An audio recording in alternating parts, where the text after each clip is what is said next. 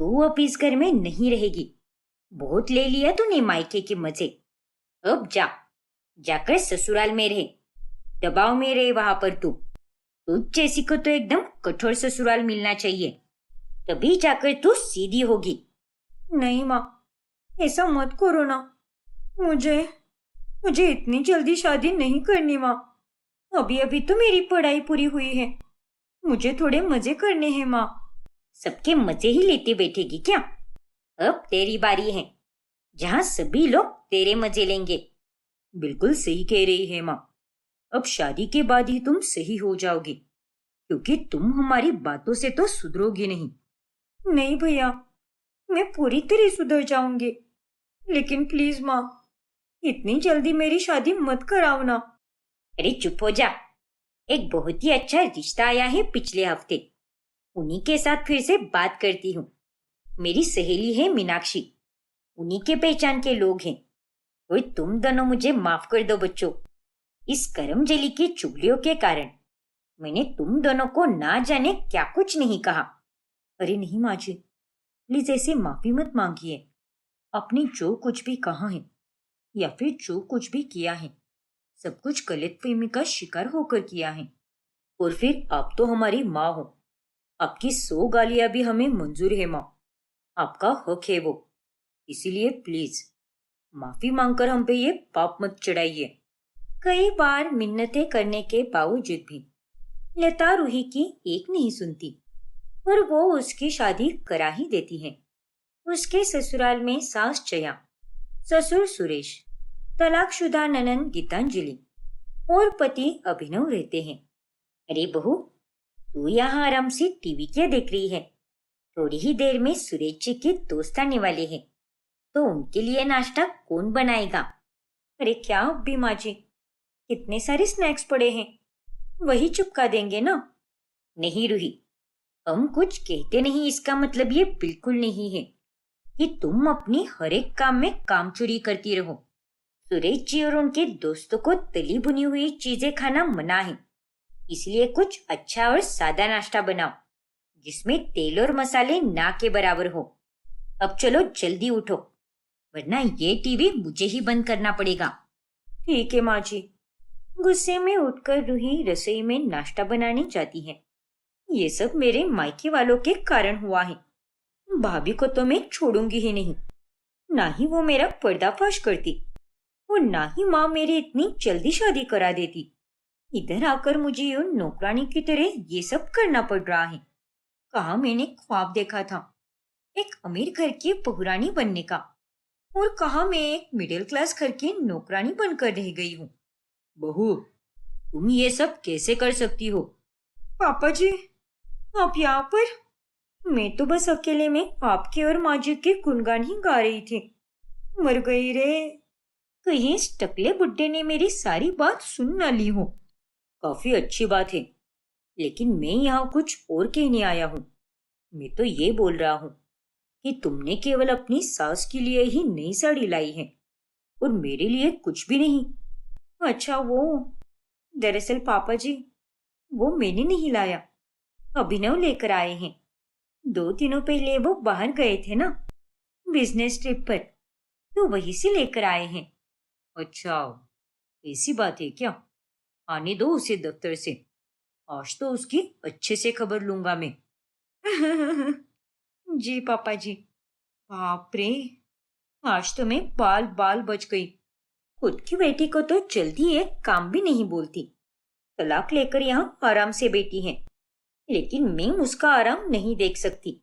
मैं यहाँ पर भी सबके बीच फूट डालकर कलेश कराऊंगी, फिर ये सभी लोग मुझे घर के बाहर निकालेंगे और इस तरह मुझे मायके जाना ही पड़ेगा। वो लोग तो मुझे ले ही लेंगे घर में। बड़े आए मेरी शादी कराने वाले, फिर से जाऊंगी मैं उनके पास, उन सबकी छाती पर मूंग दलने। रूही अपना मास्टर प्लान एग्जीक्यूट करना शुरू कर देती है और वो सबसे पहले गीतांजलि के पास जाकर चुगली करती है। क्या? हाँ दीदी, माँ जी अपनी सहेली से कह रही थी कि उन्हें अब पोच लगने लगी हो। शादी तोड़कर नाम खराब तो किया ही है, अब आप यहाँ रहकर उन्हें और तकलीफ दे रही हो। अब आप उनके द्वारा दिखाए गए नए लड़कों को रिजेक्ट भी कर रही हो ना, उस बात की उन्हें बहुत मिर्ची लग रही है। वो तो बस किसी भी तरह आपकी दूसरी शादी कराकर आपको यहाँ से रफा दफा करना चाहती है। ये माँ ने सही नहीं किया। मेरे सामने तो कितनी अच्छी बनती है और पीठ पीछे लोगों को ये सब कहती है। फिर थोड़ी ही देर बाद गीतांजलि अपना सारा सामान लेकर घर छोड़कर जाने लगती है और यह देखकर घर के सभी लोग हैरान रह जाते हैं। अरे गीतांजलि बेटा, तू कहाँ जा रही है? आप तो चुप ही रहिए माँ। अब जो चाहती हो वही हो रहा है। मुझे सब पता चल गया है कि कैसे आप अपनी सहेली से मेरे बारे में गलत सलत बोल रही थी। आपके लिए बोझ बन गई हूं ना मैं, इसीलिए अब आपके पास मैं बिल्कुल नहीं रहूंगी। अरे आप तो माँ कहने के लायक भी नहीं हो। अपनी ही बेटी के बारे में ये सब बोलते हुए आपको शर्म कैसे नहीं आई? क्या जया, ऐसा क्या कहा तुमने अपनी सहेली से? मैंने अपनी सहेली से केवल यही कहा है कि जल्द से जल्द गीतांजलि का अच्छा हो जाए और वो खुशी खुशी अपने जीवन की नई शुरुआत करे। ये बोझ वगैरह कहना तो दूर की बात है, मैं तो ये सब कहने के बारे में भी बिल्कुल नहीं सोच सकती। गीतांजलि बेटा, मेरा विश्वास कर, मैं तेरी माँ हूँ और भला मैं तेरे बारे में ये सब कैसे बोल सकती हूँ? वही तो सबसे बड़ा धोखा दिया है आपने मुझे। एक माँ होकर आपने अपनी ही बेटी के लिए ये सब कहा है। लेकिन तुझे ये सब किसने बताया? तूने अपनी आंखों से देखा है क्या, या फिर सुना ही मेरी बातों को? नहीं ना, क्योंकि मैंने ऐसा कुछ कहा ही नहीं है। जरूर तुझे किसी ने भड़काया है। चोर की चोरी पकड़ी जाने पर वो 100 बहाने बनाता है, ठीक वैसे ही जैसे आप अभी बना रही हो। लेकिन मैं आपकी एक बात पर भी विश्वास नहीं करने वाली। जा रही हूं मैं यहाँ से। गीतांजलि बेटा रुक जा। हाँ बेटा, रुक जा मेरी बच्ची, मुझे छोड़कर मत जा। लेकिन गीतांजलि किसी की नहीं सुनती और वो घर छोड़कर चली जाती है। और ये सब देखकर रूही खुशी से चहकने लगती है। जया और बाकी घर वाले गीतांजलि को घर लाने की बहुत कोशिश करते हैं, लेकिन वो बिल्कुल नहीं मानती और वो अपनी सहेली के पास जाकर रुकती है। मेरा विश्वास कीजिए सुरेश जी, मैंने ऐसा कुछ भी नहीं कहा है। जरूर किसी ने उसे मेरे खिलाफ भड़काया है, और भला मैं उसके बारे में ऐसा क्यों कहूंगी? देखो जया, तुम्हें ज्यादा सफाई देने की कोई जरूरत नहीं है। लगभग अपनी आधी जिंदगी बिताई है मैंने तुम्हारे साथ, इसीलिए मैं अच्छे से जानता हूँ कि तुम अपनी बेटी के लिए ये सब बोल ही नहीं सकती। लेकिन अगर तुमने ये सब नहीं कहा तो फिर गीतांजलि को किसने भड़काया? वही तो मुझे कुछ समझ नहीं आ रहा। जब तुम अपनी सहेली से बातें कर रही थी तब वहां पर और कोई मौजूद था क्या? हाँ, मेरी सहेली हमारे घर आई थी और तभी घर में कोई भी नहीं था सिवाय रूही के। इसका मतलब ये सब रूही का ही किया धरा है और इसीलिए वो गीतांजलि के जाने के दौरान इतना मुस्कुरा रही थी। सच कहूं तो मुझे उसमें पहले दिन से ही खोट नजर आ रही है। उसकी हरकतें, उसकी तेज जुबान, और तो और मैंने ये भी सुना है कि उसके मायके वालों ने उसकी शादी इसीलिए कराई है क्योंकि वो सबके बीच झगड़े लगाती थी। पर मैंने लोगों की कई बातों पर जरा भी विश्वास नहीं किया। पर अब जब सारी बातों को एक साथ जोड़ दूं तो मुझे उन सब की बातें सही लगने लगी हैं। जहां एक तरफ जया और सुरेश को रूही पर शक हो जाता है, वहीं दूसरी तरफ उसके मायके में ना जाने रूही वहां पर कैसे रह रही होगी। सुधर चुकी होगी या फिर वहां भी वही हरकतें कर रही होगी जो वो यहाँ पर किया करती थी। नहीं नहीं, ससुराल जाकर वो बराबर लाइन पर आ जाएगी, देखना तुम। आशा करती हूँ कि वैसा ही हो माँ जी। अरे माँ, सुरेश अंकल का कॉल आया था और वो कह रहे थे कि फिर मुकुंद वहां रूही ने की हुई काली करतूत के बारे में सबको बताता है। बाप रे, ये लड़की वहां पर भी अपनी हरकतों से बाज नहीं आ रही। सुरेश अंकल को तो सिर्फ शक हुआ है उस पर, लेकिन उन्हें क्या पता कि उनका और जया आंटी का शक बिल्कुल सही है। अरे वो लोग तो उसकी हरकतें एक दो बार सहन करेंगे और उसे निकाल देंगे वहां से। इस नालायक को तो अब मैं ही अच्छे से समझाऊंगी। फिर अगले दिन लता रूही से मिलने उसके ससुराल चली जाती है और वो उसे खूब समझाती है। देखो माँ, माना कि मैंने मायके में कई सारी गलतियां की हैं, लेकिन आप मेरा विश्वास कीजिए, यहाँ आकर मैंने कोई चुगली नहीं की है। मैं यहाँ पर एकदम अच्छे से रह रही हूँ। ज्यादा भोली मत बन, समझी ना? तेरे सास ससुर को तुझ पर पूरी तरह शक हो चुका है, लेकिन उन्होंने तुझे सामने से कुछ भी नहीं कहा। लेकिन हमें उन्होंने सब बताया है। मेरा तो फोन नहीं लग रहा था, इसीलिए समदन जी ने मुकुंद को कॉल किया और उसे सब कुछ बता दिया। देख रूही, मैं तुझे चेतावनी देकर जा रही हूँ। अब भी समय है, सुधर जा। इतना अच्छा ससुराल मिला है तुझे, वरना ना तो घर की रहेगी ना ही घाट की रहेगी। समझ गई माँ। पर रूही अपनी हरकतों से बाज कहाँ आने वाली थी। वो फिर भी चुगलियां करना जारी रखती है।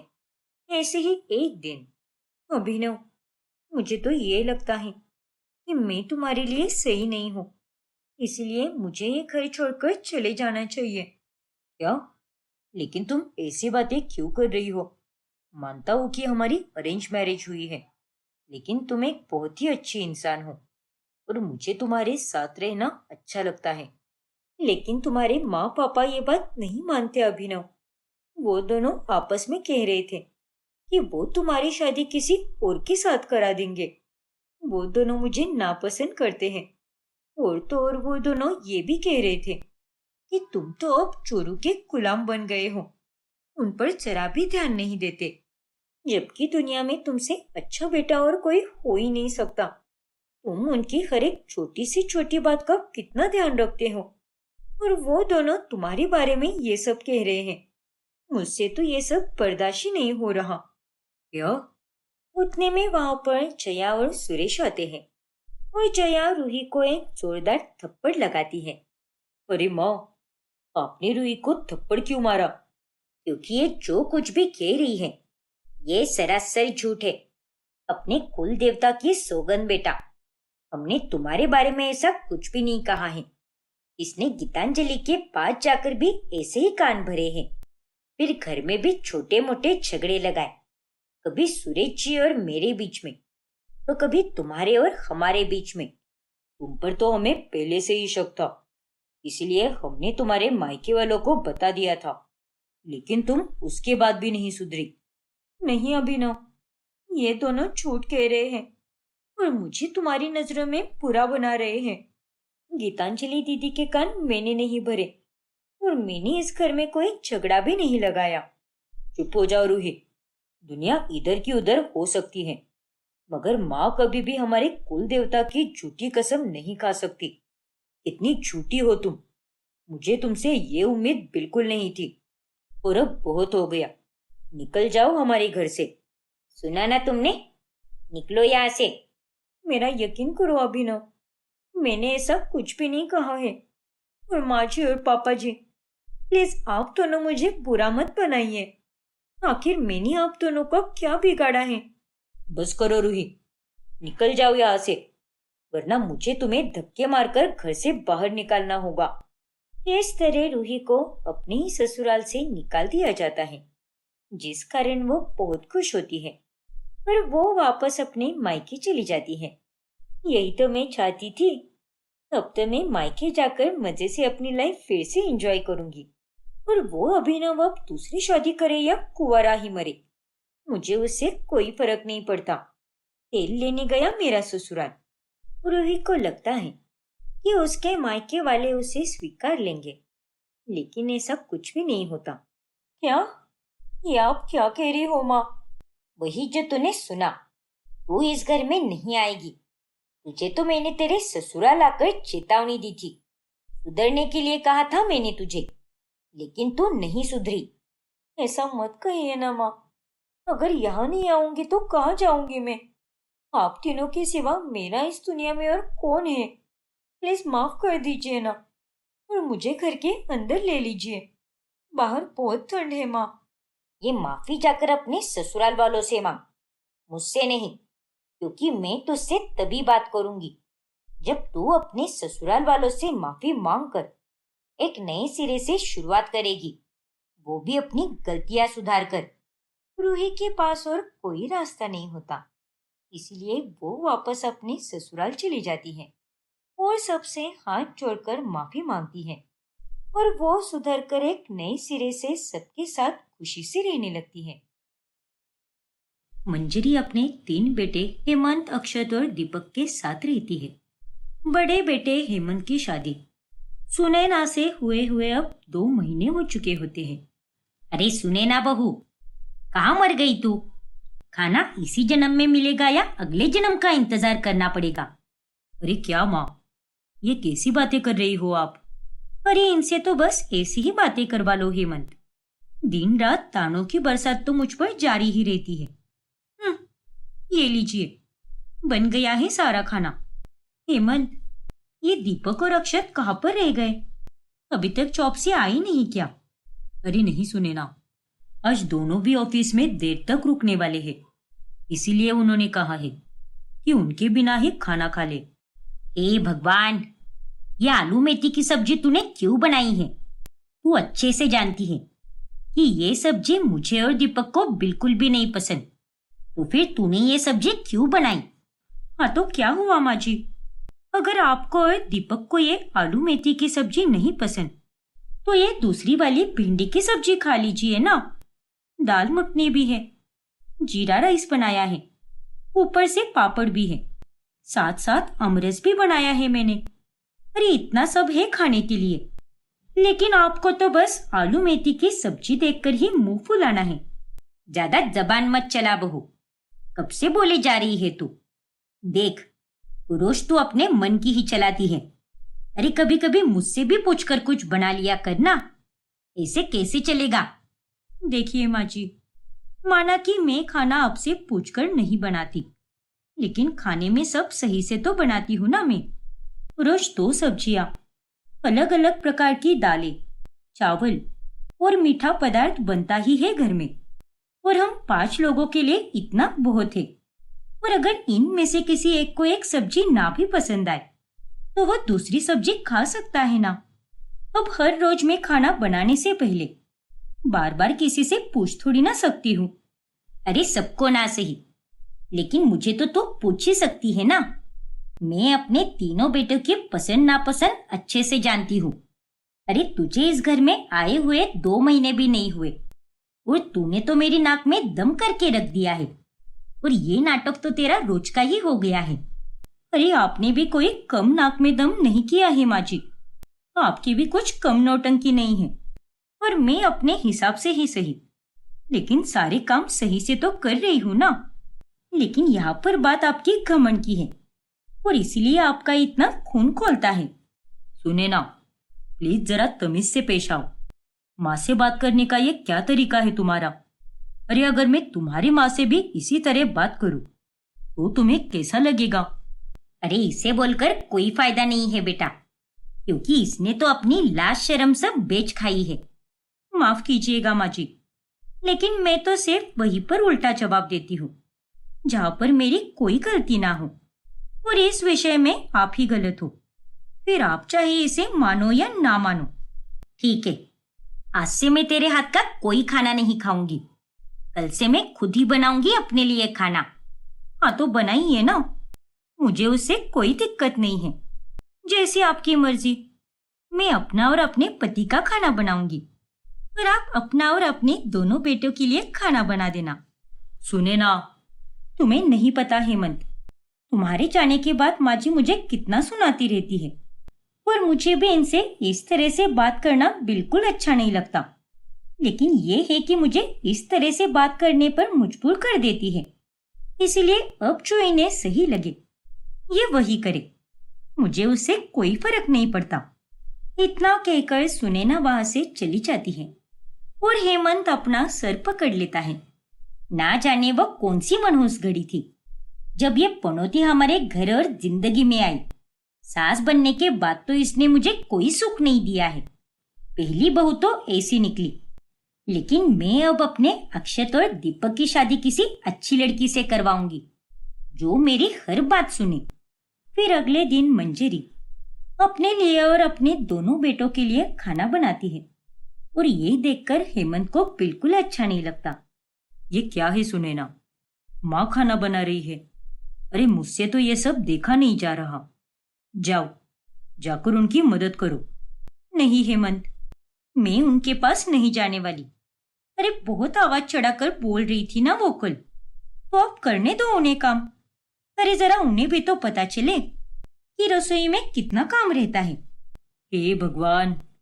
वही दूसरी तरफ सत्यानाश हो इस सुनैना का।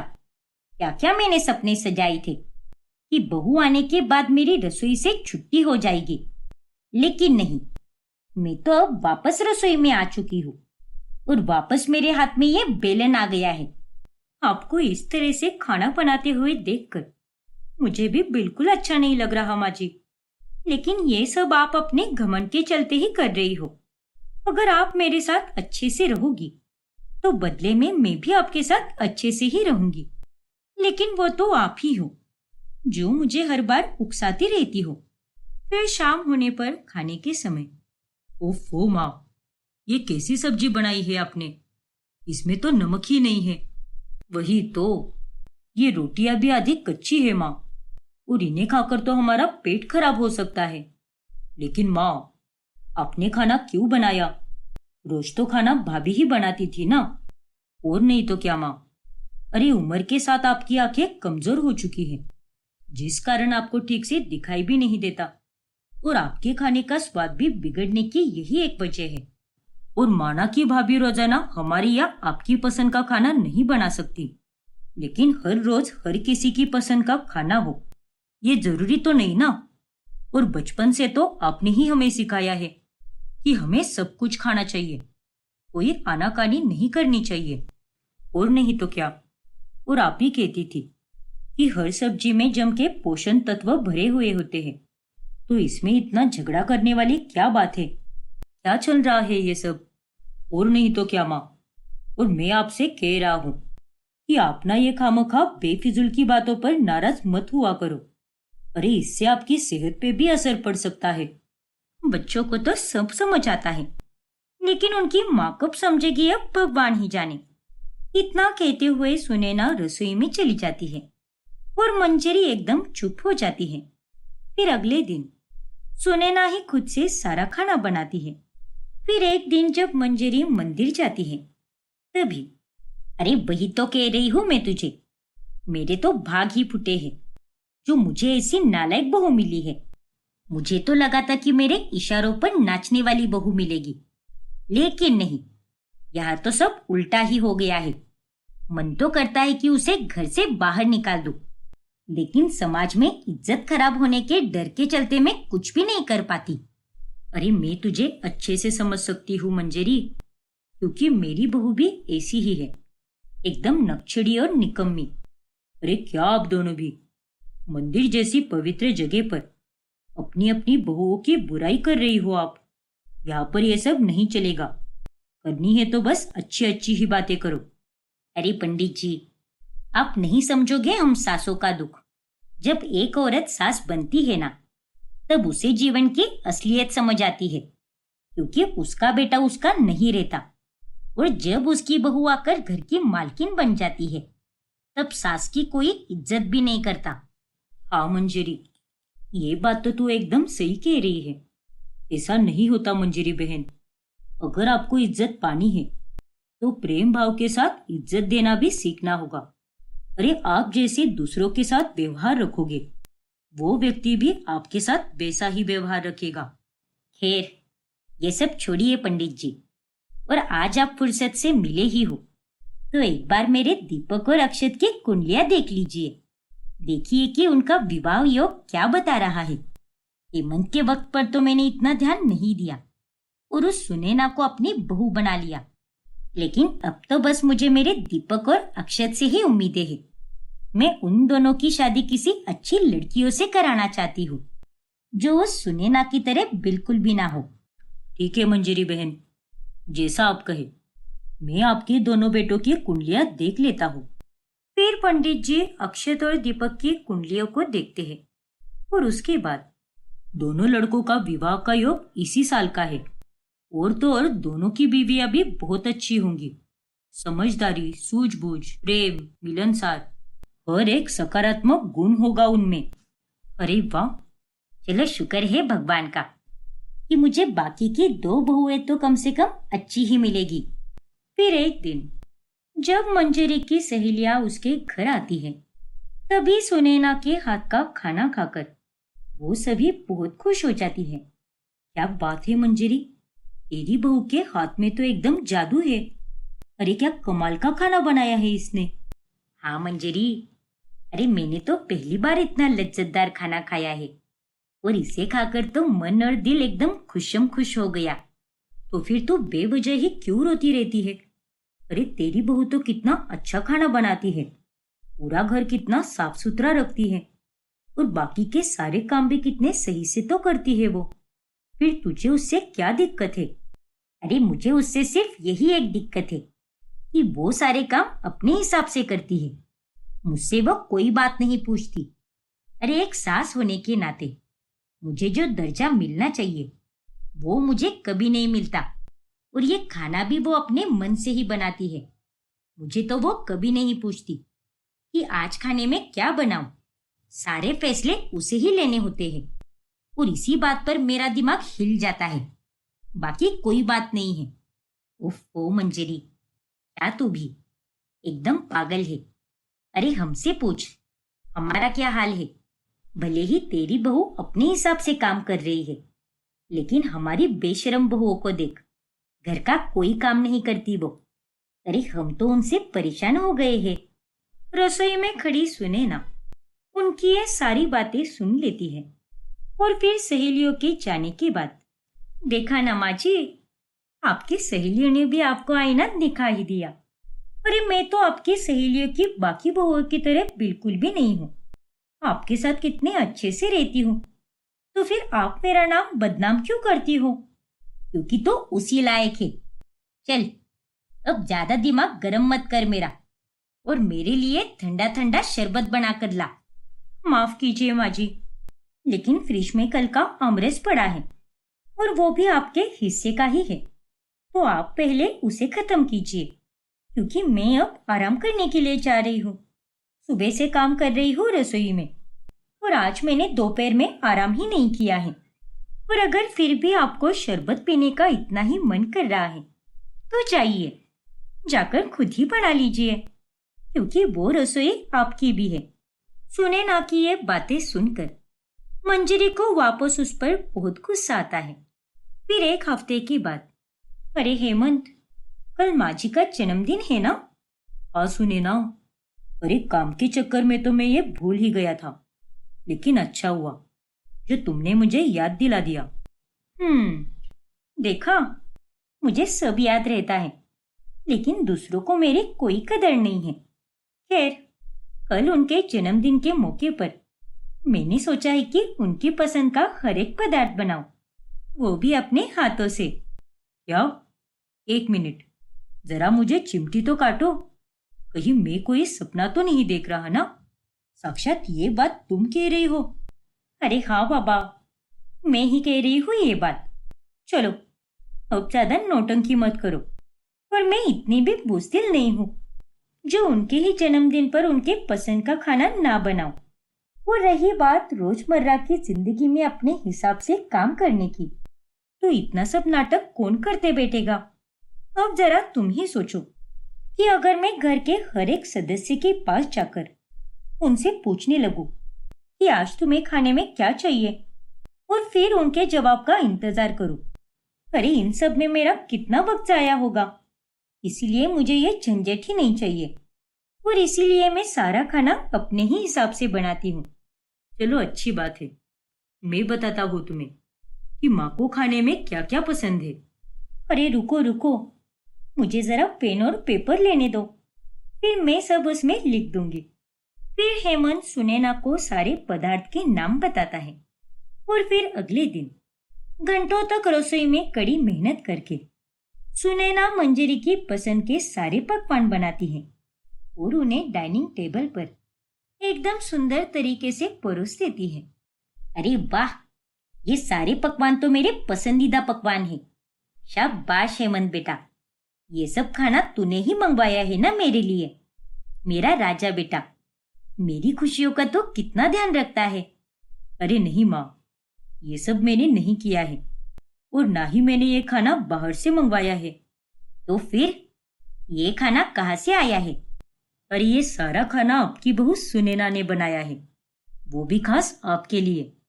अब इसे आप अपना बर्थडे गिफ्ट ही समझ लो।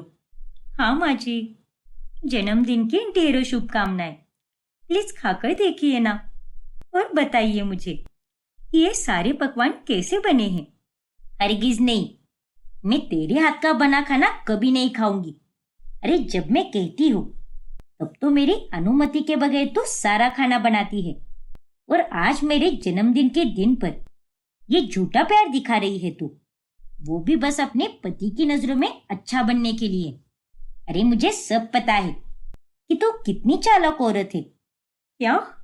फिर मंजरी गुस्से में वो सारा खाना मंदिर में गरीबों को बांटने के लिए भिजवा देती है, और ये देखकर सुनैना और हेमंत भी बहुत हैरान रह जाते हैं। ये आपने क्या कर दिया माँ? बेचारी सुनैना ने आपके लिए कितनी मेहनत से वो खाना बनाया था और आपने वो सारा खाना मंदिर में भिजवा दिया। अरे क्या खाक बेचारी है ये? बेचारी नहीं, एक नंबर की खलनायिका है ये। अरे ये तो बस तेरे सामने बेचारी होने का ढोंग करती रहती है, लेकिन असलियत में ये क्या है ये तो सिर्फ मैं ही जानती हूँ। जाने दो हेमंत, शायद वो खाना उन गरीबों के ही नसीब में लिखा था। वैसे भी अपनी पसंद का खाना केवल नसीब वालों को ही मिलता है, और शायद इसीलिए आपके जन्मदिन के मौके पर भी आपको आपकी पसंद का खाना नहीं मिला। माँ जी, ज्यादा बकवास मत कर, वरना आज तो मेरा हाथ उठ जाएगा। हाँ हाँ, और आप क्या ही कर सकती हो? एक आप ही तो हो जो सारी बुरी हरकतों की आपसे उम्मीद की जा सकती है। चलो अच्छा है, आज आपके जन्मदिन के अवसर पर आपके हाथों से जाने अनजाने से ही सही, लेकिन एक अच्छा काम हो ही गया, क्योंकि आज आपकी वजह से ही गरीबों का पेट भरेगा, वरना आज तक आपसे कोई अच्छा काम हुआ भी है क्या? हेमंत, समझा दे अपनी बीवी को, ये डायन तो हर वक्त मेरा बस खून खौलाती रहती है। चलो हेमंत, आज तो हम दोनों ने कुछ ज्यादा ही बकवास सुन ली, और इसीलिए अब मुझे बहुत जोरों की भूख लगी है, और इसीलिए मैं तो चाह रही हूँ सारे स्वादिष्ट पकवानों पर टूट पड़ने के लिए जो मैंने अपने हाथों से बनाया है। हा, मेरे तो मुंह में अभी से पानी आ रहा है। फिर सुनैना जानबूझकर मंजरी के सामने ही सारे पकवान खाने लगती है जो मंजरी को बेहद पसंद होते हैं। वाह वाह वाह, क्या कचौरियां बनी है, और ये गुलगुले, हा, ये खाकर तो मैं पागल ही हो जाऊंगी। इतने स्वादिष्ट बने हैं ये, और मुझे तो विश्वास ही नहीं हो रहा कि मैंने खुद अपने हाथों से इतना अच्छा खाना बनाया है। हे भगवान, इसे खाते हुए देखकर मुझे तो बड़ी जलन हो रही है। काश मैं भी ये खा पाती, लेकिन मेरी ही मति मारी गई थी जो मैंने मेरे हिस्से का खाना गरीबों में बांट दिया। आज तो मेरा जन्मदिन है और इतने अच्छे दिन मुझे ये सब देखना पड़ रहा है। सच में मुझसे ज्यादा घटिया नसीब किसी और का तो हो ही नहीं सकता। फिर अगले दिन मंजरी जानबूझकर बाहर से पूरे 500 रुपए का खाना मंगवाती है, और वो खाना वो सुनैना के सामने खाने लगती है।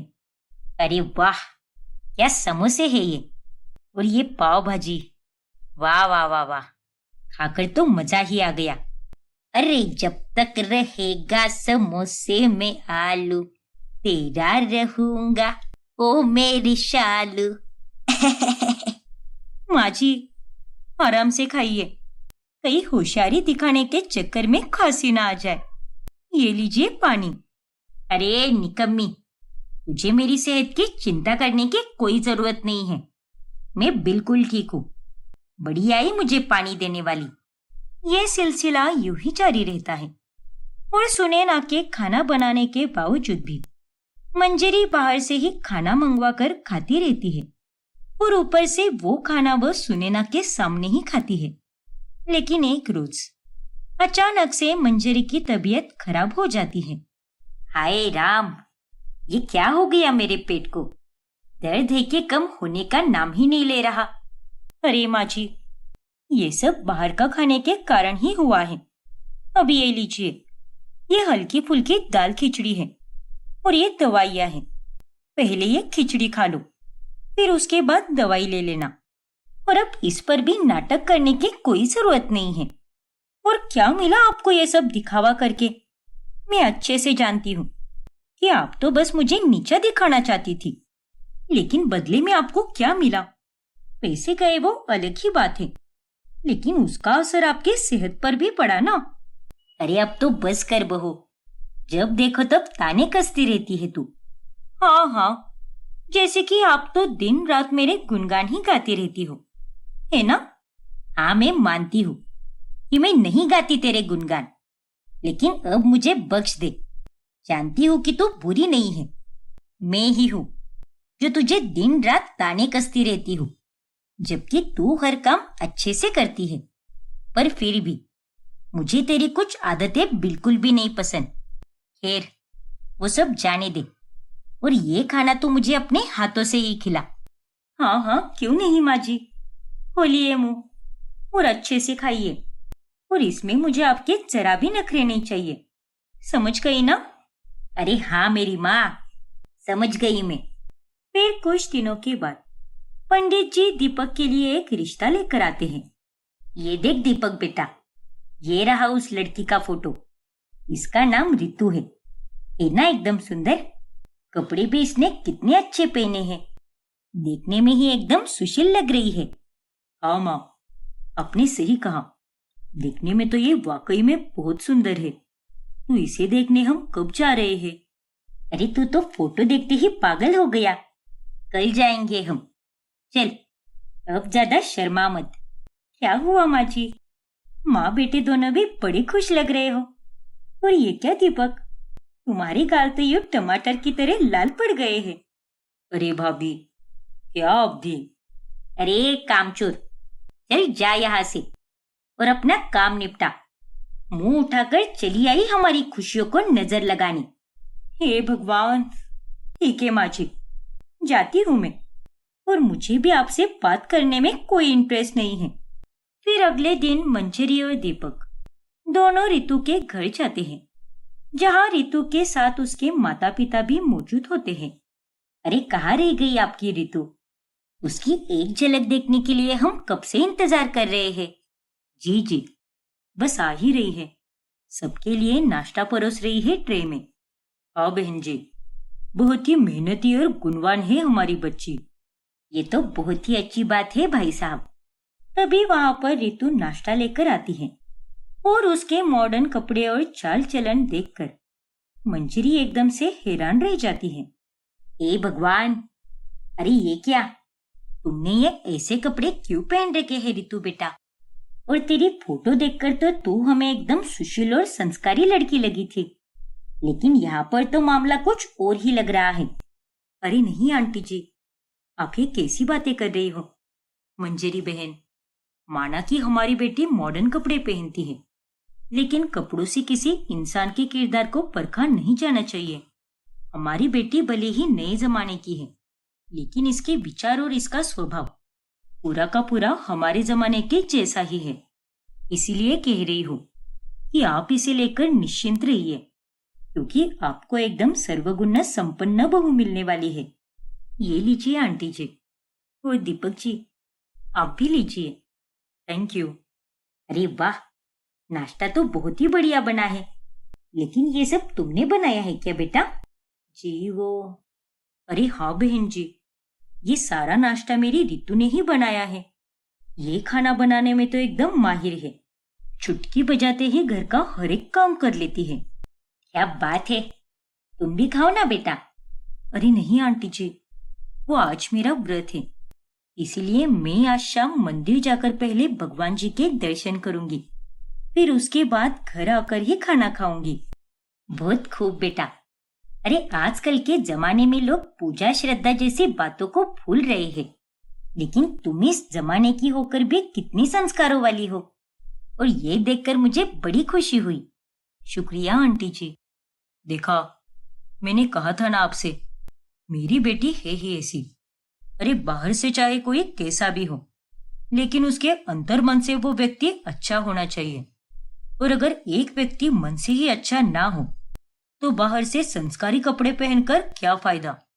जी भाई साहब, ये बात तो आपने एकदम सही कही। इसी के साथ दोनों एक दूसरे को पसंद कर लेते हैं और उनका रिश्ता पक्का हो जाता है। जिसके बाद बधाई हो दीपक। चलो अच्छा है, अब मुझे हर रोज कंपनी देने के लिए मेरी देवरानी नंबर 1 आ जाएगी। उसके आने के बाद सब कुछ कितना अच्छा होगा। मैं भी बहुत बेकरार हूँ रितु को अपनी बहू बनाकर लाने के लिए, क्योंकि उससे अच्छा खाना तो कोई बना ही नहीं सकता। और वो तो मेरी हर एक बात सुनेगी और उस पर अमल भी करेगी। दूसरों की तरह अपना घमंड नहीं दिखाएगी और मेरे साथ बड़ी ही विनम्रता से पेश आएगी। अरे अगर ताना ही मारना है तो कम से कम सीधे सीधे मारिए ना माँ जी। यूं जलेबी की तरह बात को गोल गोल घुमाकर ताना मारने की क्या जरूरत है। चल चल, तेरे मुंह लगकर मुझे अपना मूड खराब नहीं करना, क्योंकि तेरे अंदर तो कूट कूट कर नकारात्मकता भरी हुई है और ऐसे लोगों से तो मैं दूर ही रहना चाहती हूँ, क्योंकि उसी में मेरी भलाई है। वाह, ये भी कौन रहा है। तू ज्यादा हंस मत, वरना मैं तेरी बत्ती सी तोड़ दूंगी। सच कहूँ माँ जी, तो मुझे आपके लिए तहे दिल से बहुत खुशी महसूस हो रही है, क्योंकि आपको जैसी बहू चाहिए थी, ठीक वैसी ही बहू मिलने वाली है, जो आपके इशारों पर कठपुतली की तरह नाचे। मैं तो वैसी नहीं बन पाई, लेकिन मैं पूरी उम्मीद करती हूँ कि आपकी आने वाली दोनों बहुएं आपका ये अरमान जरूर पूरा करें। फिर कुछ ही दिनों में दीपक और रितु की शादी हो जाती है, जिसके बाद उसकी पहली रसोई की रस्म में रितु सबके लिए बर्गर, सैंडविच और फ्रेंच फ्राइज बनाती है और ये देखकर सब चकित रह जाते हैं। ये रहे मेरे पहले रसोई के स्पेशल आइटम्स। टेंशन मत लीजिए, सारा खाना वेजिटेरियन ही है, क्योंकि पहली रसोई की रस्म पवित्र रस्म होती है ना, इसलिए आज मैंने कोई नॉनवेज नहीं बनाया। अरे लेकिन रितु, ये तो तुम्हारी पहली रसोई की रस्म है, तो तुमने ये सारा खाना क्यों बनाया है। अरे ये भी कोई खाना हुआ क्या। एग्जैक्टली। अरे कोई बात नहीं, मेरी रितु बहू मॉडर्न जरूर है पर बिगड़ेल नहीं। अब उसने इतने प्यार से ये सब बनाया है तो हम इसे जरूर खाएंगे।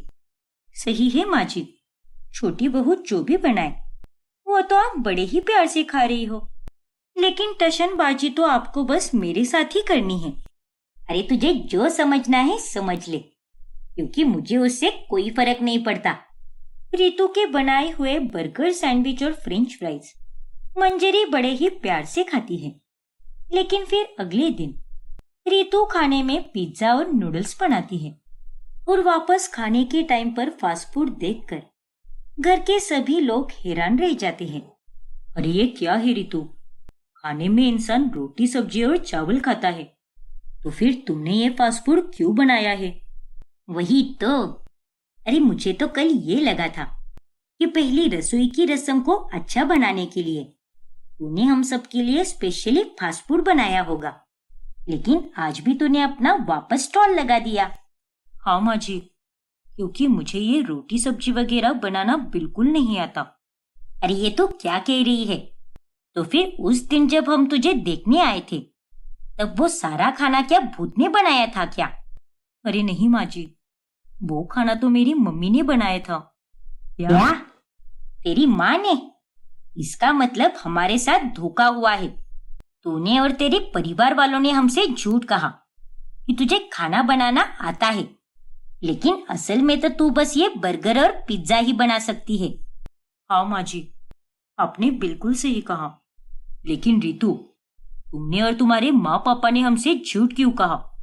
अगर उसी वक्त हमें कह देते कि तुम्हें खाना बनाना नहीं आता तो क्या बिगड़ जाता। अरे बहुत कुछ बिगड़ जाता दीपक।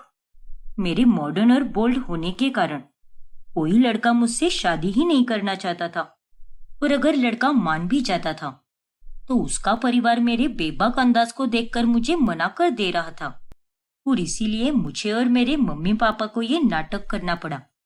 और अब देखो, झूठ बोलकर ही मेरी तुम्हारे साथ शादी भी हो गई।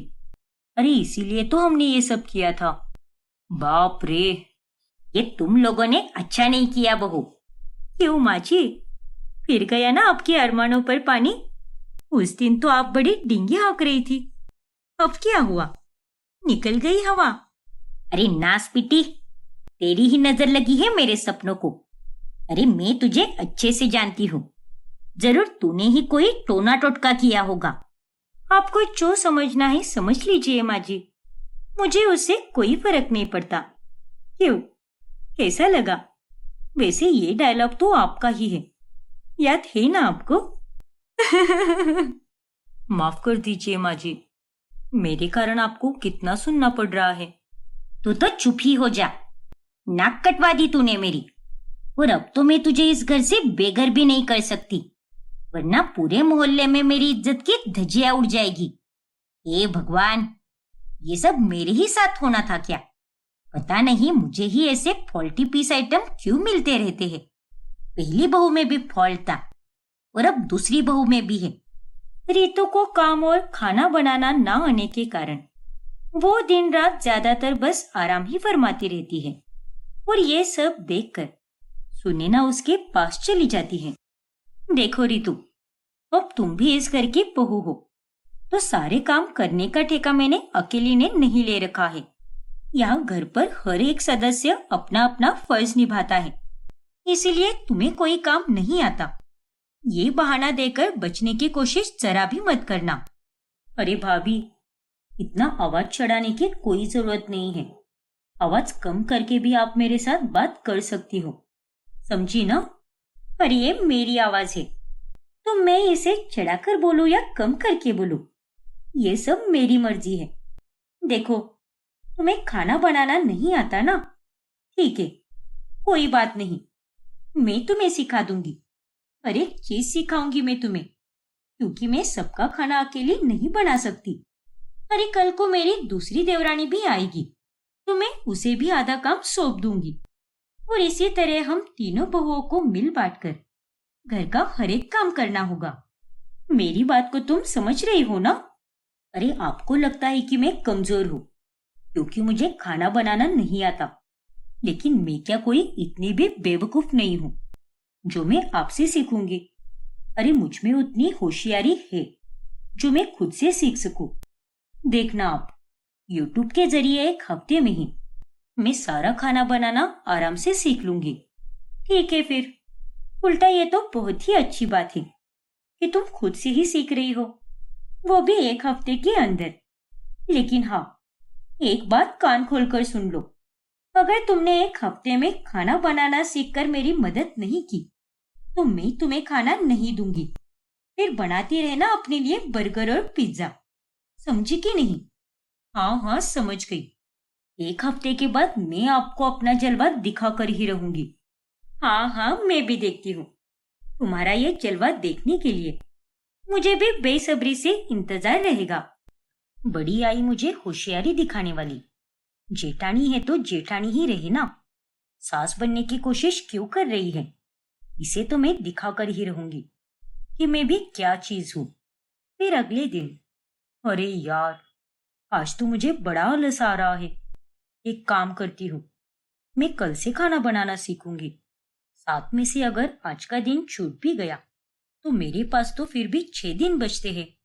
लेकिन रितु, आलस मत करो ना। तुमने ठान लिया था ना कि तुम 7 दिनों में सारा खाना बनाना सीख लोगी, और अब पहले दिन ही तुम्हारा ये हाल है। अरे दीपक, तुम तो चुप ही रहो और जाओ, जाकर अपना काम करो, क्योंकि मुझे खुद पर पूरा भरोसा है कि मैं इन 6 दिनों में सारा खाना बनाना आराम से सीख लूंगी, क्योंकि मैं कोई कच्ची खिलाड़ी नहीं हूँ। ठीक है बाबा, जो तुम्हें सही लगे वही करो। चलो, मैं ऑफिस के लिए निकल रहा हूँ। हाँ तो दफा हो जाओ ना, मैंने कहा तुम्हें बांध कर रखा है। ऐसे ही रितु हर रोज आलस करती रहती है, और देखते ही देखते 7 दिन बीत जाते हैं, लेकिन वो खाना बनाना नहीं सीख पाती। और फिर 8वें दिन, वाओ, आज तो नाश्ते में गर्मा गर्म छोले भटूरे बने हैं। दीदी, मैं तो 3-3 भटूरे खाऊंगी। ये खुशबू सूंघ के ही मेरे मुंह में पानी आ रहा है। नहीं रितु, इन भटूरों को छूना भी मत। दूर हो जाओ यहाँ से। क्या? और नहीं तो क्या। अरे भूल गई क्या तुम?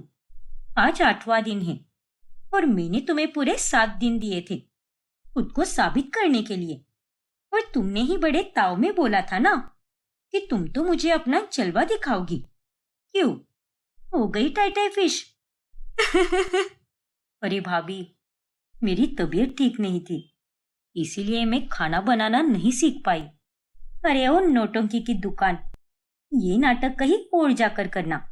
अरे तुम क्या 7 समुंदर पार नहीं रहती? हम दोनों एक ही छत के नीचे रहते हैं। और मैं तो तुम्हें रोज देखती थी कि किस तरह से समय के होते हुए भी तुमने उसका सही से उपयोग नहीं किया। रात में देर तक फिल्में देखती थी और फिर दिन भर कुंभकर्ण की तरह सोई रहती थी। अरे दीदी, माफ कर दीजिए ना मुझे। मैं तो आपकी छोटी बहन जैसी हूं ना, और मैं जानती हूँ कि आपका दिल बहुत बड़ा है। अब ज्यादा मक्खन मत लगाओ, क्योंकि मैं तो तुम्हें माफ करने से रही। और तुम्हें मैंने पहले भी कहा था कि अगर तुम 7 दिनों में खाना बनाना नहीं सीखोगी और मेरी मदद नहीं करोगी, तो 8वें दिन से मैं तुम्हें खाना नहीं दूंगी और ये सारा खाना अब हम ही खाएंगे।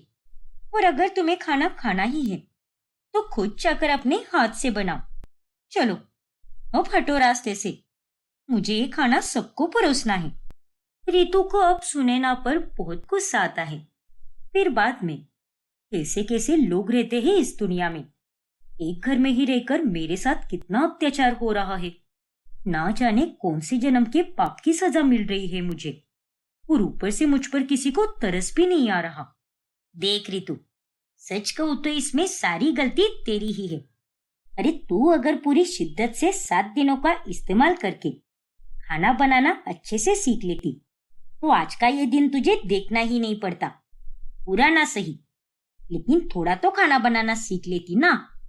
लेकिन तूने तो मेहनत करने की जगह पर आराम करने को महत्व दिया। और एक बात सुन लो ड्रामा क्वीन, मैंने तुम्हें खाना देने से मना किया है, खाना बनाने से नहीं मना किया। तो तुम्हें जो भी बनाना आता है तुम वो बनाकर खा सकती हो, क्योंकि घर की रसोई पर हर एक सदस्य का उतना ही हक है जितना कि मेरा है। हाँ हाँ, पता है मुझे।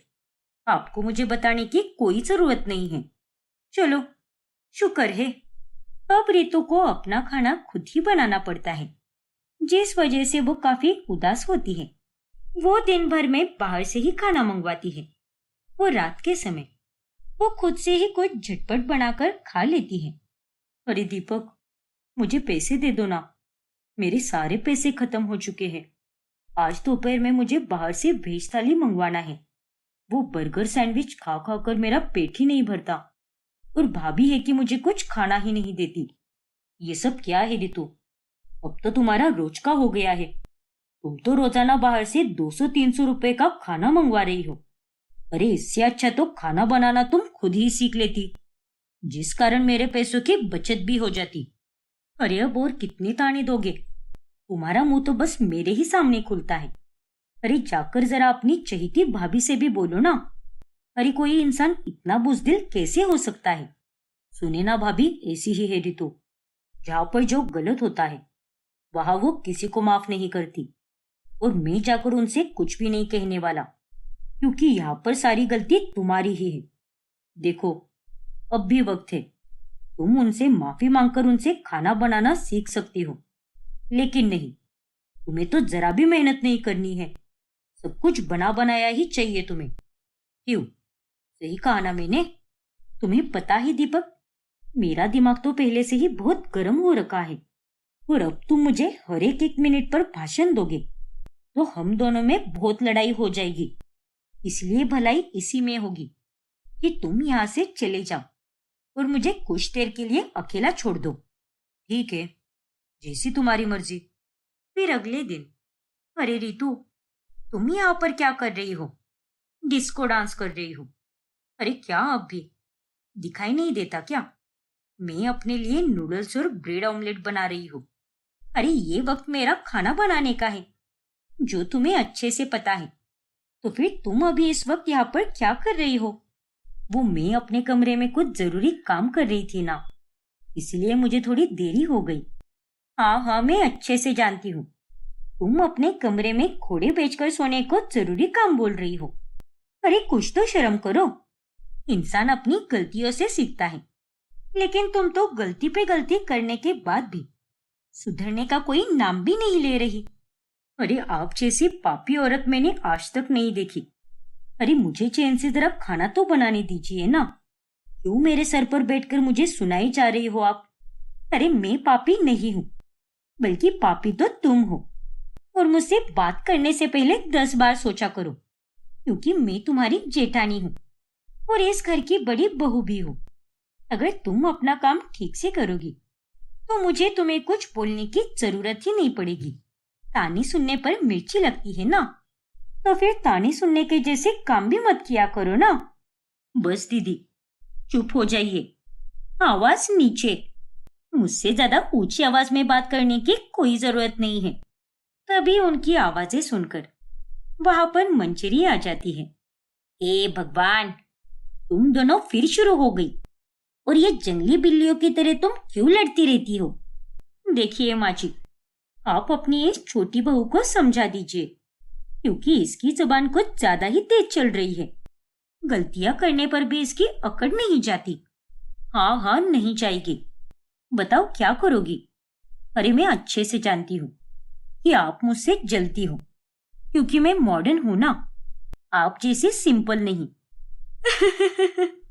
अरे तुमसे जले मेरी चुत्ती, और तुम में है ही क्या जो मैं तुमसे जलूं? क्या यार, तुम तो सच में बेवकूफ हो। माँ जी, देख रही हो ना आप, आपकी ये बड़ी बहू मेरी कैसे बेइज्जती कर रही है। अरे बड़ी बहू और एक जेठानी होने के नाम पर आप तो एक कलंक हो। अरे ये बात तो मुझे तुमसे कहनी चाहिए रितु, क्योंकि तुम तो किसी भी काम की नहीं हो। अरे बस करो, और कितना सुनाओगी एक दूसरे को? अरे तो आप इसे समझाइए ना। चुपचाप खाना बनाना सीखकर अपने काम करने के लिए कहिए इससे। यहाँ पर मैंने अकेले ने ही सबका खाना बनाने का ठेका नहीं ले रखा। घर के तीनों बेटे काम पर जाकर अपनी जिम्मेदारियां खूब निभाते हैं, तो बहुओं को भी अपने काम करके अपनी जिम्मेदारियां पूरी करनी चाहिए ना। और इसे यहाँ पर कोई शोपीस के लिए नहीं लाया है।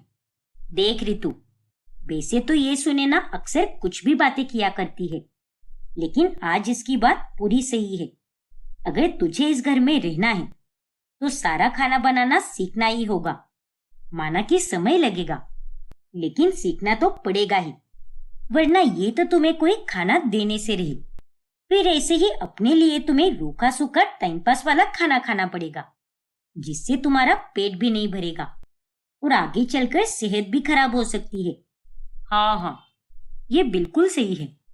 अरे आप तो इन्हीं की तरफदारी कर रही हो। खैर, मुझे किसी का कुछ भी नहीं सुनना है, और अगर इन्हें मुझे खाना नहीं देना है तो ना दे। वैसे भी इनके हाथ का खाना खाने के लिए मैं मरी नहीं जा रही। मुझे भी भगवान ने 2-2 हाथ दिए हैं। चलो शुक्र है, ये बात इसे बहुत जल्दी याद आ गई। हर समय अपने ये सड़े हुए दांत दिखाकर हंसना शोभा नहीं देता आपको। खैर, अब से मैं अपना खाना खुद ही बनाऊंगी, फिर चाहे मैं कुछ भी बनाऊं। मुझे यहाँ पर किसी की कोई जरूरत नहीं है। तेल लेने जाए सब लोग। अब ऐसे ही हर रोज घर में अक्सर सुनैना और रितु का रसोई को लेकर झगड़े पड़ने ही लगते हैं। कभी कभी तो उनके झगड़े इतने देर तक चलते कि वो दोनों कोई खाना भी नहीं बना पाती, और इसके परिणाम स्वरूप सबको भूखा रहना पड़ता है। आज फिर इन दोनों चुड़ैलों के कारण घर में खाना नहीं बन पाया। ये दोनों तो कितने दिनों से लड़ रही है, और इन दोनों के झगड़ों के कारण हमारे खाने के हाल हो रहे हैं। वही तो माँ, हेमंत भैया और दीपक भैया ने दोनों भाभीियों को बहुत समझाने की कोशिश की, लेकिन वो दोनों तो उनका भी नहीं सुन रही। अब तो इस दुविधा को खत्म करने का एक ही रास्ता बचा है। कैसा रास्ता माँ? तेरी शादी। क्या? हाँ अक्षत बेटा, मेरी दोनों बहुएं ने तो मुझे बहुत परेशान करके रखा है, लेकिन अब मुझे मेरी सारी उम्मीदें मेरी तीसरी बहू से ही है, यानी तेरी होने वाली बीवी पर टिकी हुई है। और अब तो मैं उसकी तलाश भी शुरू करूंगी और तेरे लिए एकदम अच्छे से अच्छी लड़की ढूंढ कर लाऊंगी। अरे नहीं माँ, इससे पहले कि आप लड़की ढूंढना शुरू करो, मैं आपका काम और आसान कर देता हूँ। मतलब ये है कि मेरी ऑलरेडी एक गर्लफ्रेंड है माँ। उसका नाम तानिया है और हम दोनों पिछले 6 महीनों से एक दूसरे के साथ रिलेशनशिप में है माँ। क्या? हाँ माँ, हम दोनों एक दूसरे से बहुत प्यार करते हैं और शादी भी करना चाहते हैं। अरे नालायक लड़के, तूने इतनी बड़ी बात मुझसे छुपाई। आज तो तू गया काम से। अरे माँ, प्लीज माफ कर दो ना मुझे। मैं आपसे हाथ जोड़कर, नहीं, पैर पकड़कर माफी मांगता हूँ। लेकिन मैं आपको सही समय पर बताने ही वाला था और फिर आज अचानक से आपने मेरी शादी का जिक्र कर दिया, इसलिए मैंने सोचा कि यही सही समय है। और अभी अगर मैं आपको कुछ भी नहीं बताता तो बहुत गड़बड़ हो जाती माँ। अरे वो सब छोड़ और तू मुझे पहले ये बता कि वो लड़की कैसी है, परिवार वगैरह कैसा है उसका, और सबसे जरूरी बात, उसे खाना बनाना तो आता है ना? अरे माँ वो अरे क्या हुआ? तेरी बोलती क्यों बंद पड़ गई अचानक? अरे माँ, वो एक बहुत ही अमीर घराने की लड़की है और उसके पापा एक बड़े कंपनी के मालिक है।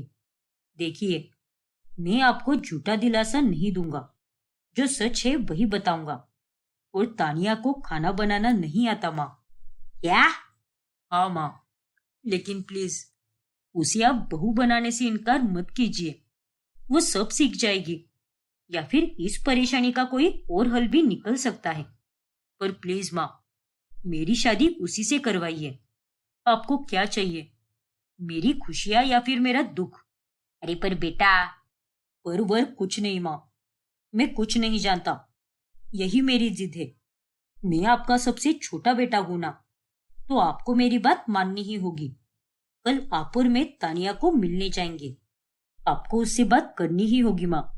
उसके मॉम डैड के साथ भी अच्छे से पेश आना, आपको मेरी कसम माँ।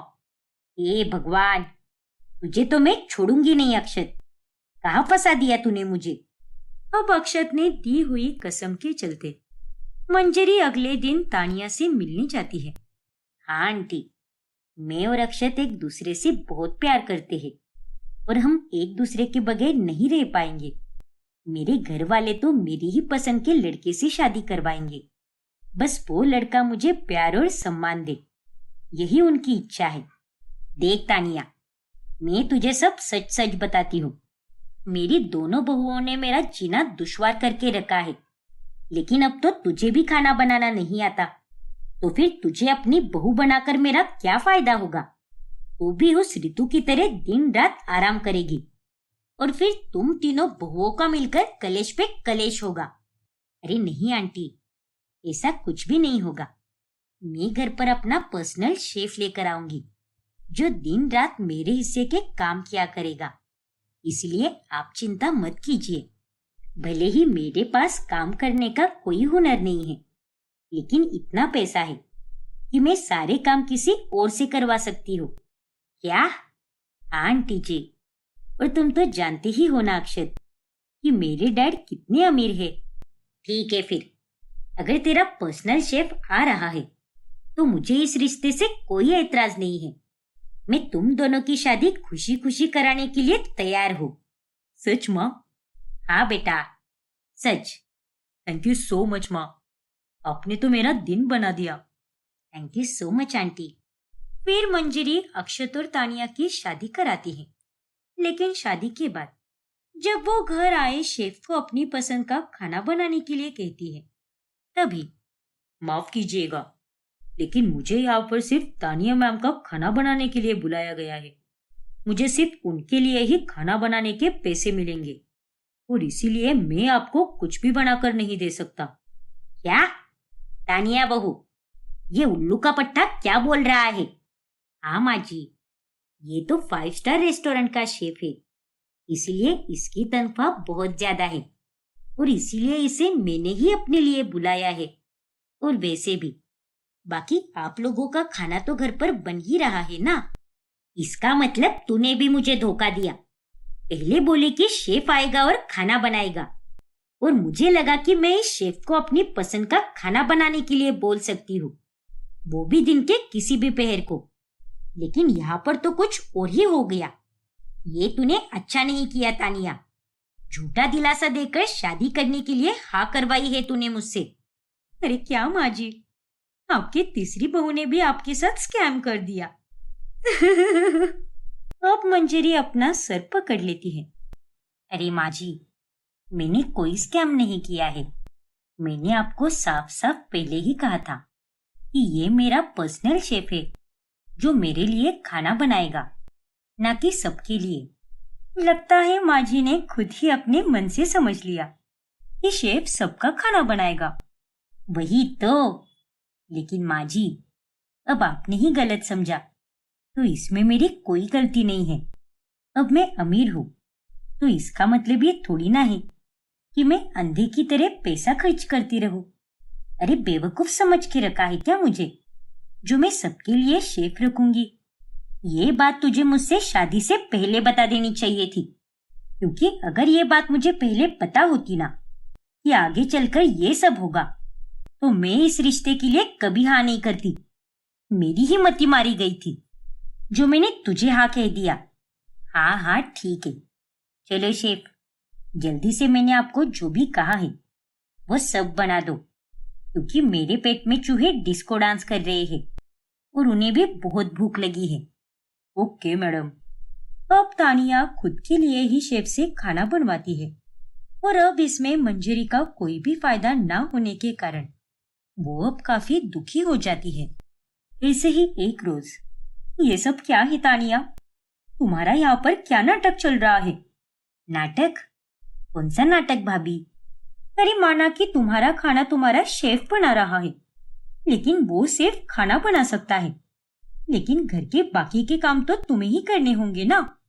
और तुम्हें मैंने कब का कह दिया है कि जाकर छत की सफाई करो, लेकिन तुम हो कि अभी तक आराम कर रही हो। अरे भाभी, मैंने अपने मायके में कभी एक पानी का गिलास तक यहाँ से वहां उठाकर नहीं रखा, तो मैं यहाँ पर इतनी जल्दी सारे काम कैसे कर पाऊंगी? प्लीज मुझे थोड़ा वक्त दीजिए ना। नहीं तानिया, तुम्हें कोई वक्त शक नहीं मिलने वाला। अरे वो एक नमूनी ऋतु है और यहाँ पर तुम हो। ना जाने ऐसी निर्लज्ज देवरानियां ही मेरे नसीब में क्यों लिखी है। देखो, तुम चाहे कितने भी बड़े घर के बेटे क्यों ना हो, लेकिन तुम्हारी शादी इस घर के बेटे से हुई है, इसीलिए एक बहू होने के नाते तुम्हें अपनी जिम्मेदारियां निभानी ही पड़ेगी। अब तानिया को ना चाहकर भी छत की सफाई करनी ही पड़ती है। अब गुजरते समय के साथ एक रसोई में 3 बहुओं का खाना बनाने के कारण सभी को काफी दिक्कतें आने लगती है। नहीं, मैं पहले आई हूँ यहाँ पर, इसलिए सबसे पहले पास्ता तो मैं ही बनाऊंगी, उसके बाद ही तुम बनाना। अरे नहीं मैडम, ऐसा नहीं हो सकता। आपसे पहले यहाँ पर मैं आया हूँ और मुझे तो अभी तानिया मैडम को गर्मा गर्म डिश बनाकर देनी है, और वो अगर मैंने नहीं किया तो तानिया मैडम मुझ पर बहुत चिल्लाएगी। अरे तुम दोनों की ऐसी की तैसी, दोनों भी निकलो इस रसोई के बाहर, क्योंकि ये मेरा समय है। हर रोज इस वक्त मैं यहाँ पर खाना बनाने आती हूँ। माफ कीजिए, लेकिन मुझे मेरी मैडम ने ऑर्डर दिया है। अब वो मैं तो कहीं बाहर जाकर तो नहीं बना सकता ना, यहाँ रसोई में ही बनाना होगा, इसलिए प्लीज मुझे बनाने दीजिए। अरे ओ शेफ महाराज, ज्यादा मत बनो और जितना कह रही हो उतना ही करो। और तुम भी मेरी प्यारी ड्रामेबाज देवरानी, यहाँ से दफा हो जाओ। बढ़िया है दोनों खाना बनाने वाले। तभी वहां पर तानिया आती है। अरे भाभी, आपको किस बात की दिक्कत है? मेरा शेफ मेरे लिए कुछ बनाने आया है तो चुपचाप इसे बनाने दीजिए ना। और हमारे घर में तो एक ही रसोई है, इसलिए थोड़ा बहुत तो सबको एडजस्ट करना ही पड़ेगा ना। और एक दिन अगर आपने रोज की टाइमिंग से थोड़ा लेट खाना बना भी दिया तो कौन सी आफत आने वाली है? आने वाली है तानिया। अरे मैं तुम्हारे कारण अपना शेड्यूल क्यों खराब करूं? अरे भाभी, आप भी ना कभी कभी कुछ ज्यादा ही करती हो। और बना बना कर ऐसा क्या ही बनाने वाली हो आप? जरा मेरे शेफ को देखो, रोजाना अलग अलग और फैंसी रेसिपीज बनाता है, ना कि आप दोनों के जैसा डाउन मार्केट वाला खाना बनाता है। ए लड़की, अपनी हद में रहकर बात कर। बढ़िया ही डाउन मार्केट का खाना बोलने वाली। अरे खाना खाना होता है, लेकिन अफसोस की बात है कि तुम जैसे बेवकूफ अमीर लोग खाने में भी अमीर और गरीब का फर्क करते रहते हैं। अरे आपकी तो बातें बहुत अच्छी होती है भाभी, लेकिन आपका स्वभाव उतना अच्छा नहीं है। अरे आप तो एक नंबर की दोगली औरत हो। क्या कहा तुमने? तुम्हारी इतनी हिम्मत? मुझे दोगली कहा तुमने? हाँ, अब जो है सो है। उतने में वहां पर मंजरी आ जाती है। अरे क्या हुआ है? क्यों इतनी चिल्लम चिल्ली हो रखी है? और एक रसोई में इतने सारे लोग क्या कर रहे हैं? ढोल मंजीरे बजा रहे हैं माँ जी। अरे दिख नहीं रहा क्या आपको कि यहाँ पर कितना कलेश हो रखा है? ये देखो, भाभी और ये तानिया का शेफ दोनों मेरे खाना बनाने के समय पर टपक जाते हैं यहाँ पर। फिर मुझे कुछ बनाने का मौका भी नहीं मिलता। अरे अब तो ये रोज का नाटक हो गया है।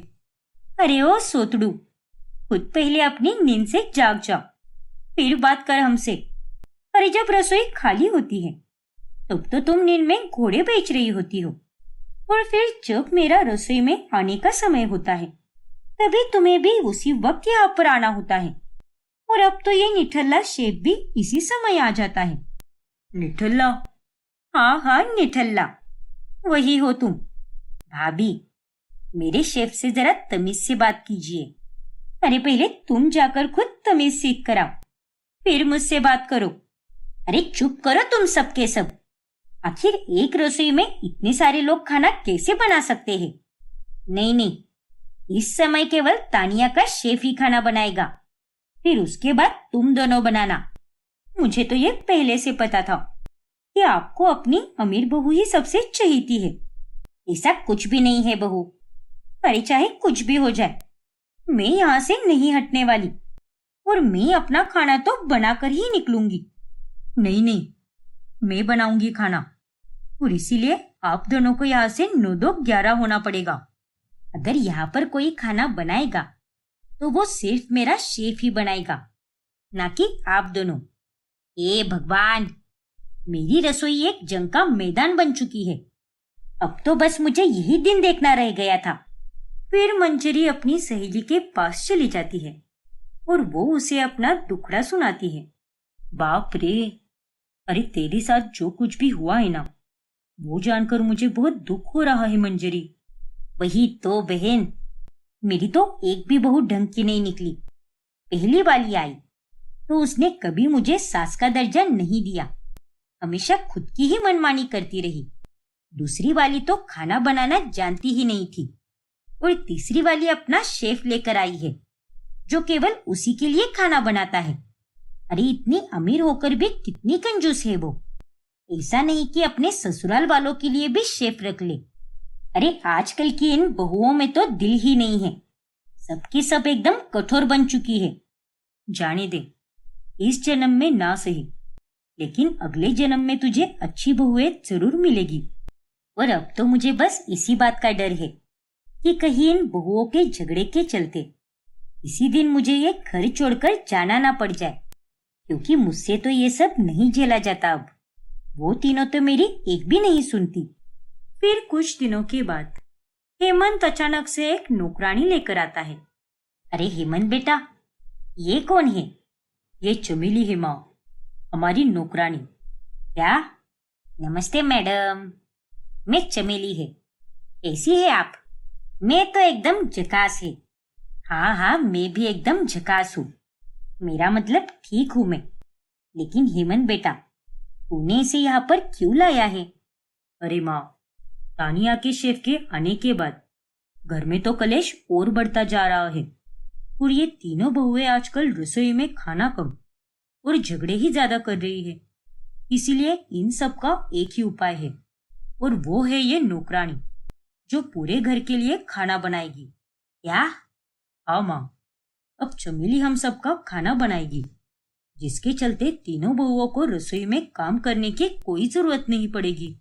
और अक्षत ने भी तानिया से बात कर रखी है कि वो शेफ को वापस भेज दे। और ये फैसला हम तीनों भाइयों ने मिलकर लिया है ताकि घर में हर किसी की पसंद का खाना बनता रहे और घर में शांति भी बनी रहे। बहुत खूब बेटा, तुम तीनों ने काफी अच्छा फैसला लिया है, क्योंकि आज तूने अगर ये नहीं किया होता तो हमारे घर में तो तीसरा विश्व युद्ध होना तय था। हाँ माँ, जानता हूँ मैं, और इसीलिए हम तीनों भाइयों ने ये फैसला लिया है। अब शेफ को निकाला जाता है और चमेली ही दिन रात रसोई में खाना बनाती है। देखो चमेली, आज ना पालक पनीर बना दो और साथ में दाल मखनी भी बना देना। अरे नहीं नहीं, दाल मखनी नहीं, आज तो छोले बनेंगे।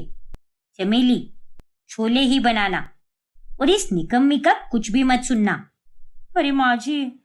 और चमेली, मेरे लिए जल्दी से एक प्लेट डोसा बना दो। डोसे का आटा तो वैसे भी फ्रिज में ही पड़ा है, तो वो फट से बन भी जाएगा। और मेरे लिए बढ़िया से आलू पराठे बना दो। आज तो मुझे वो खाने का बड़ा मन कर रहा है। रोज रोज तो मैं ये डाइट वाला ही खाना खाती हूँ, लेकिन आज तो मेरा चीट डे है ना, तो मैं पराठे तो खा ही सकती हूँ। देवा रे देवा, इन लोगों में रहकर तो मैं दिन ब दिन पागलिच हो जाएगी। बचा ले रे ऊपर वाले। चमेली अब दिन भर नॉनस्टॉप खाना ही बनाती रहती है और उसे घर वाले 1 मिनट का भी आराम नहीं करने देते। चलो, अब तो ये पुलाव भी हो गईला है, इसीलिए मैं थोड़ा आराम करने जा रही है। फिर शाम में चाय के साथ दुनिया भर का नाश्ता बनाना पड़ेगा, क्योंकि आके तो सबके सब लोग एकदम भुक्कड़ है। अरे चमेली, कहाँ जा रही हो तुम? मुझे ना वो तरबूज का जूस पीना है। दीपक ने कल ही लाया है ना 2-2 बड़े तरबूज, तो प्लीज मुझे वो बना कर दे दो। अरे लेकिन रितु मैडम, मैं अभी आराम करने जा रही थी। अरे तुम्हें यहाँ पर काम करने रखा है या आराम करने? चलो, अब ज्यादा नखरे मत करो और जो कहा है वही करो। वैसे भी इतने दिनों से मुझे ठीक से खाना भी नहीं मिल रहा था, लेकिन अब तुम आ गई हो ना, तो मैं सब कुछ एकदम अच्छे से खा पी पाऊंगी। मन तो करेला है कि इन दोनों तरबूजों को इस चुड़ैल के सर में डाल दूं। इसने तो मेरे दिमाग की दही करके रखेली है। फिर ऐसे ही एक रोज, अरे चमेली, ये क्या बना रही हो तुम? अरे मैडम, सुने ना, मैडम ने बोल के रखेला है मेरे को कि आज के खाने में थाली पीठ बनाने का है। नहीं नहीं, सुने ना, मैडम को गोली मारो और मेरे लिए जल्दी से ओट्स बना दो, वरना देर हो गई तो मैं खा नहीं पाऊंगी, क्योंकि मैं बाकी लोगों की तरह बिल्कुल नहीं हूँ जो मुंह उठाकर कभी भी कुछ भी खा लूं। मेरा एक स्पेशल टाइम टेबल है और मैं उसी के चलते खाना खाती हूँ।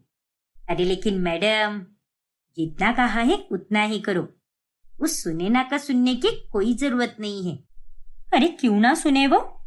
और एक दिन अगर तुम थोड़ा इंतजार कर भी लोगी तो तुरंत मोटी नहीं हो जाओगी। और ये थाली पीठ सिर्फ मैंने मेरे लिए नहीं बना रही हूँ, यहाँ घर में बाकी के लोग भी रहते हैं, तो ये थाली पीठ सबके लिए बन रहे हैं। मिल गया आपको पॉइंट झगड़ा करने का। चलिए अब कीजिए झगड़ा। 1 2 3 स्टार्ट। अरे पॉइंट तो तुम्हें चाहिए होता है। अरे मैं तुम्हारे और रितु की तरह बचकानी नहीं हूँ जो बात बात पर झगड़ा करूं। अब इसमें मुझे घुसेड़ने की क्या जरूरत थी भाभी?